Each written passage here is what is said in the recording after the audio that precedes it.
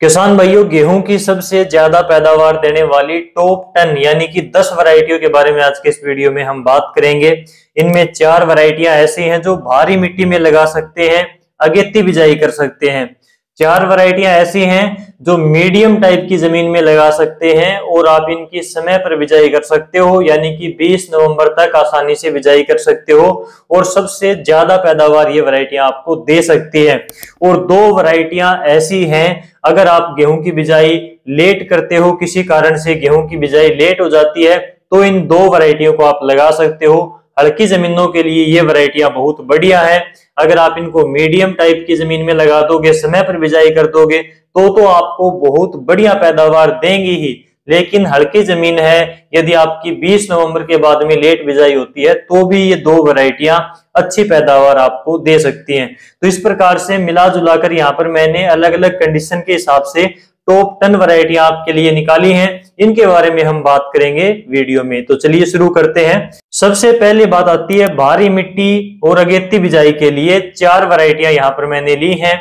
ये वैरायटियां जहां पर अच्छी भारी जमीनें हैं, नहर का पानी है और अच्छी खाद आप डाल सकते हो, तो ऐसी कंडीशन में सबसे ज्यादा रिकॉर्ड तोड़ पैदावार ये वैरायटियां दे सकती हैं। इन चारों वैरायटियों से ज्यादा पैदावार देने वाली शायद मेरे हिसाब से तो कोई वैरायटी है नहीं अभी तक, जिसमें आपकी DBW 303 है, DBW 327 है। ये नई वैरायटी आई है, पिछले साल इस वैरायटी ने बहुत अच्छी पैदावार निकाली है भारी जमीनों के अंदर। DBW 222 है, WH 1270 है, हरियाणा कृषि विश्वविद्यालय हिसार की। तो ये 4 वैरायटियां हैं। ये 25 अक्टूबर से लेकर 10 नवंबर तक बिजाई करने के लिए अच्छी मानी जाती है, क्योंकि ये तैयार होने में 150 से 160 दिन का समय लेती हैं। अगर आप इनकी लेट बिजाई करोगे तो टाइम पूरा नहीं मिलेगा। लास्ट में जब गर्मी ज्यादा पड़ेगी तो दाना पिचक जाएगा, इतनी पैदावार ये नहीं दे पाएंगी। इसलिए 10 नवंबर से पहले इनकी बिजाई करनी जरूरी होती है। ज्यादा से ज्यादा आप इनकी अगर लेट बिजाई करने की भी सोचें तो 15 नवंबर तक ही कर सकते हैं। ज्यादा टेम्परेचर का इनकी जर्मिनेशन के ऊपर कोई असर नहीं होता, क्योंकि अगर आप अक्टूबर के लास्ट में बिजाई करोगे तो उस समय पर गर्मी ज्यादा होती है, तो जर्मिनेशन पर ज्यादा टेम्परेचर का प्रभाव इनके नहीं पड़ता। इसकी बीज की आपको दर रखनी है, 40 किलोग्राम प्रति एकड़ के हिसाब से बीज डालना है। और इनमें खाद आपको ज्यादा डालनी पड़ेगी भाई, क्योंकि ज्यादा पैदावार तभी मिलेगी जब इसमें खुराक ज्यादा मिलेगी। 1.5 गुना खाद आपको डालनी पड़ेगी। मान लीजिए आप 1 बैग DAP का डालते हो 1 एकड़ में, तो इसमें आपको 1.5 बैग डालना पड़ेगा। इसी हिसाब से दूसरी खादों का आपको अनुपात बैठाना पड़ेगा, यानी कि जो खाद आप डाल रहे हो उससे 1.5 गुना आपको डालनी पड़ेगी। 2 PGR का इनमें आपको स्प्रे भी करने पड़ेंगे और 1 फंगीसाइड का स्प्रे भी इसमें करना पड़ेगा। यानी कि जो फंगीसाइड वाला टेबुकोनाजोल का स्प्रे आपका है वो आप PGR के साथ में मिक्स कर सकते हो। जो टेबुकोनाजोल है उसकी मात्रा आपको रखनी है 1 ml 1 लीटर पानी के हिसाब से, यानी कि 200 लीटर पानी 1 एकड़ में डालोगे तो 200 ml मात्रा हो गई टेबुकोनाजोल की फंगीसाइड की। और 2 PGR का मैंने आपको बताया। PGR जो लियोसिन आता है, इसमें 2 ml प्रति लीटर के हिसाब से डोज बैठेगी, यानी कि 200 लीटर पानी में 400 ml 1 एकड़ के हिसाब से इसकी खुराक जाएगी। और इसमें 2 PGR के अंदर आपको पहली स्प्रे करनी है 50-55 दिन पर, दूसरी स्प्रे करनी है जब गोब की अवस्था हो 80-85 दिन के ऊपर 2 स्प्रे करने हैं PGR के। और एक बार इसमें टेबुकोनाजोल का फंगीसाइड का आपको मिक्स जरूर करना है, दूसरे स्प्रे के अंदर आप कर सकते हो। इसको 10 नवंबर के बाद में बिजाई ना करें तो ज्यादा बेटर है, ज्यादा से ज्यादा 15 नवंबर तक इसकी बिजाई आप कर सकते हैं।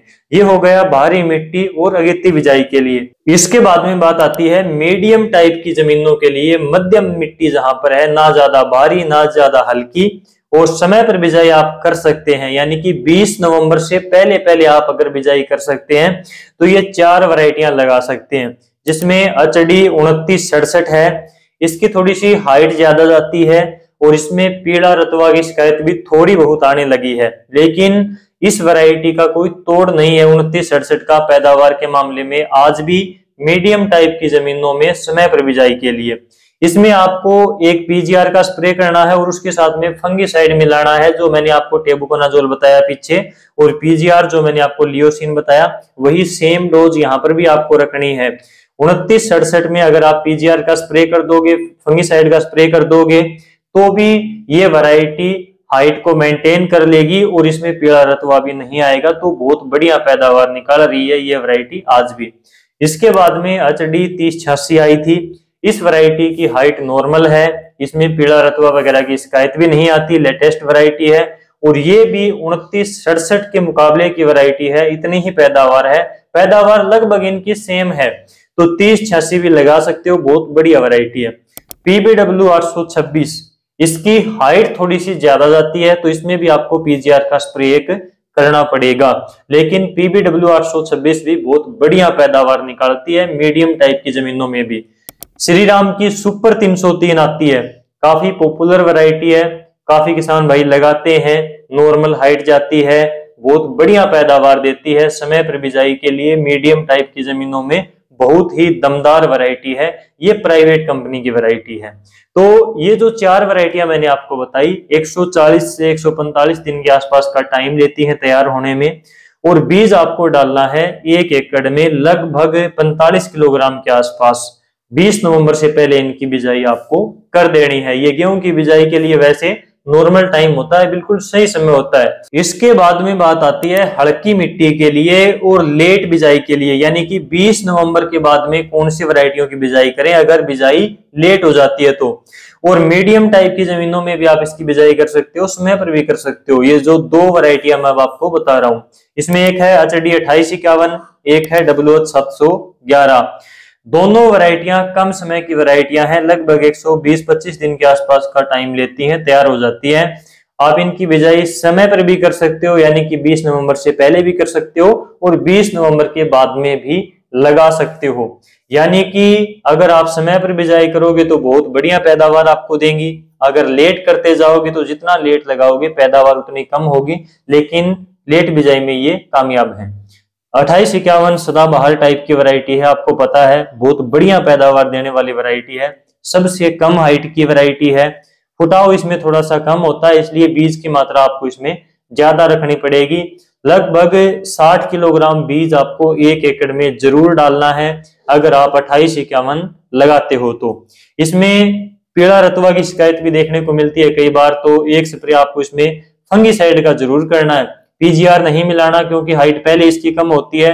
केवल टेबुकोनाजोल का स्प्रे करना है फंगिसाइड का, 1 ml 1 ग्राम प्रति लीटर के हिसाब से 200 ml, यानी कि 200 ml आपको 200 लीटर पानी के साथ में 1 एकड़ में स्प्रे करना है। एक फंगिसाइड का स्प्रे जरूर करें इसमें, तो बहुत बढ़िया पैदावार देती है ये वैरायटी। WH 711 खाने के लिए बहुत बढ़िया है, आटा बहुत बढ़िया बनता है इसका, पैदावार भी बढ़िया आती है।